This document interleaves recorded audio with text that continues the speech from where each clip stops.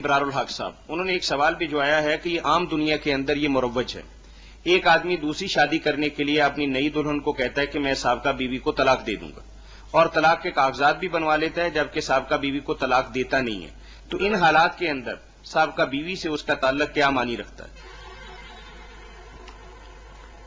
اگر تو اس نے کاغذ بنوائے جعل سازی کے طور پر، زبان سے نہیں کہا کہ میں نے طلاق دی، نہ ان کاغذوں پر دستخط کیے، تو پھر تو وہ اس کی بیوی ہے پہلی. دوسری بیوی سے اس نے دھوکہ کیا، فراڈ کیا، جیسے بھی ہے، مگر وہ پہلی بیوی اس کے نکاح سے نہیں نکلی.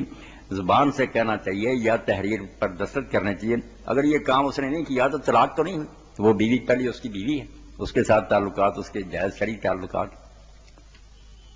مولانا یہ بڑا ٹیڑھا سا مسئلہ ہے. انہوں نے دوبارہ پوچھا ہے کہ دستخط کیے ہیں لیکن پہلی بیوی تک کاغذ نہیں بھجوائے، جان بوجھ کر. اس کی نیت کے اندر ہی یہ بات تھی کہ نئی بیوی کو راضی رکھنا ہے لیکن پہلی بیوی کو چھوڑنا نہیں. اگر تو اس نے کاغذوں پر دستخط کیے تو بھیجے ہیں کاغذ یا نہیں بھیجے، اس عورت کو پہلی کو طلاق ہو گئی. بھیجنا کوئی ضروری نہیں ہے، تو قانونی ہے نا معاملہ کہ اس کو بھیجیں یا اطلاع دیں.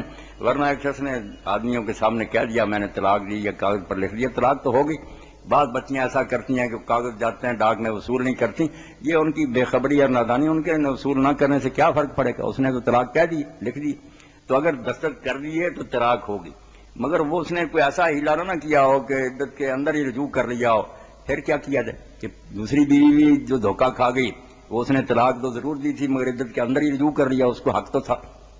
یہ تو بہن سارا دیکھنا پڑے گا کیا کیا اس نے. جی جزاکم اللہ.